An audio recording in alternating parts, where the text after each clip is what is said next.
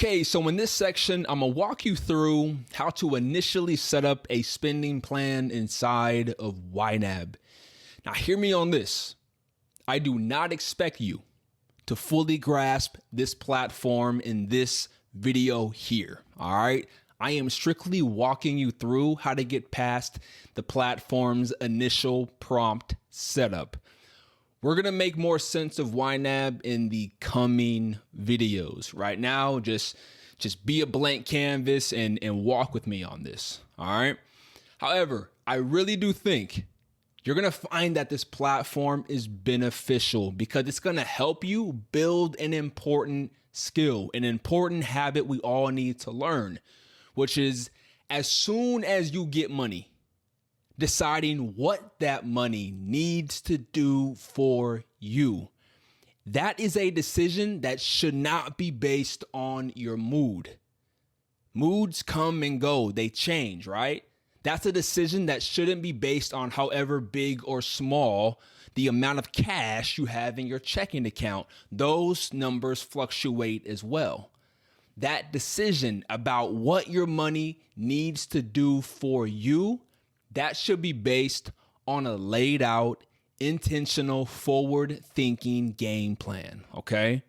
So that is a skill that we're going to implement using this platform here. So once you sign up with your email and you create that initial account, you'll be taken to the Let's Build Your Budget welcome page. Now on this page, I want you to move your mouse to the bottom right of the screen and select Let's Go. Okay, so now you're on the budget template page, and YNAB, when you first open it up, it's already auto-populated a pre-made budget just for you. Now, the next action to take, we want to follow step 1 of 3. And that's shown at the bottom of the screen. And it says that we need to set some targets. Now, when it comes to targets inside of YNAB, targets just help you align your budget with money goals, right? So it takes a lot of the guesswork away of how much money you should be saving each and every month for your particular savings goals. It keeps you on track. And so I want you select the rent and mortgage line item. And now where it says target type, leave where it says needed for spending selected. Don't change that.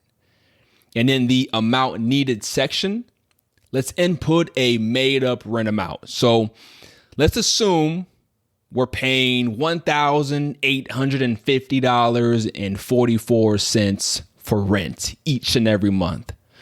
And then right below where it says weekly, monthly, yearly, or custom, I want you to think about this.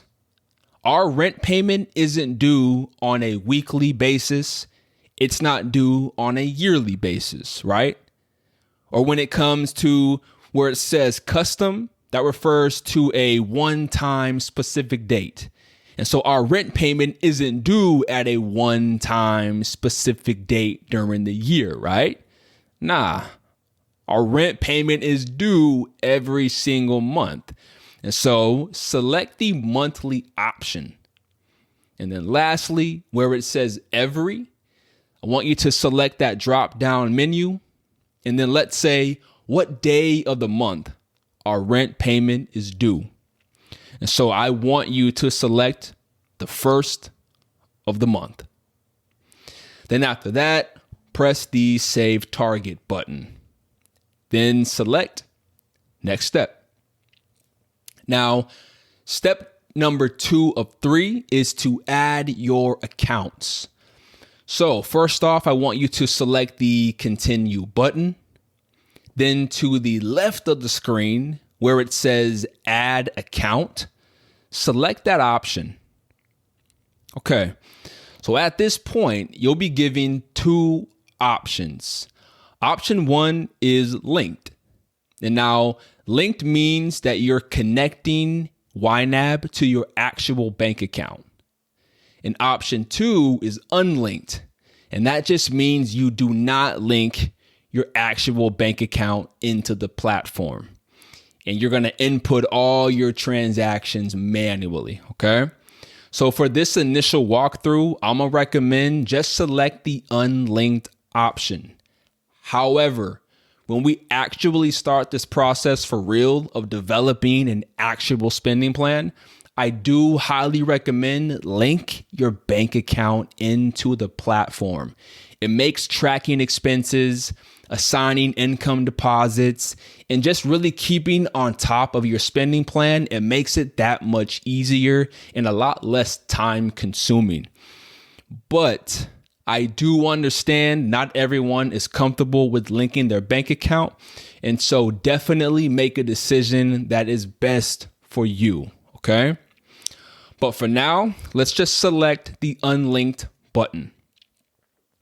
Now, where it says nickname, let's type in the name of our bank. And so I'm going to say, just for example purposes, that we're going to use, let's say, Chase Bank. And then where it says what type of account, I want you to select checking account. And then where it says what's your current balance, let's type in $1,000. Okay. Then select the next button. Then select done. And now the very last step of this initial YNAB setup is to add your accounts. And so you need to select the next step button. Now, our objective with this step is to give our $1,000 a job to do. And remember, I spoke on this before, but I'll say the quote again. If you don't tell your money where to go, then you'll always wonder where it went, right? Keep that in your spirit. So select the continue button, and we're going to assign our money right now. So by our example, we assume there was $1,000 in our checking account today, right? But remember, and I spoke on this already, $1,000 clumped together in a single checking account, that does not tell us the full story of your money. We have to ask ourselves, what should that $1,000 be doing for me today? Now, we aren't going to get into the technical side of that question just yet. I'm going to dedicate an entire video lesson on showing you exactly how to think through that question. But for now, that $1,000 we have that's shown at the top where it says ready to assign, let's divvy out that money really quick, okay? And quick side note, this is important. Inside of YNAB, we only assign money we currently have. I repeat, that's worth repeating because this is where people kind of get tripped up. We only assign money we currently have available today. So the money that you have at your disposal present day. So if you're expecting, let's say, a paycheck next week, or let's say you plan to get a bonus from your employer soon, those dollars can't get budgeted in YNAB just yet because you don't have them yet. You don't actually have them in your bank account yet. So until you actually have that money in your possession, deposited in your account, we don't budget that in YNAB, okay? So per our example, we have $1,000 in our checking account present day. And so within the assigned column, let's assign the entire $1,000 to our rent and mortgage line item. And then you want to select finish your budget and then press next. Then the let's do this button. That is it. It's all you have to do. Now, I don't expect this to make sense yet. That's okay. Give this time. And now that this initial budget walkthrough is done, it's over. In the next video, we're going to fully customize a spending plan. We're going to tailor it specifically to your exact life, okay? This is where the real work here begins. We're going to use your past information to plug it into your tailored spending plan. So I'm going to explain things in more detail and help dial in and make sense of this platform, okay? Keep sticking with me, and I'll see you in the next video.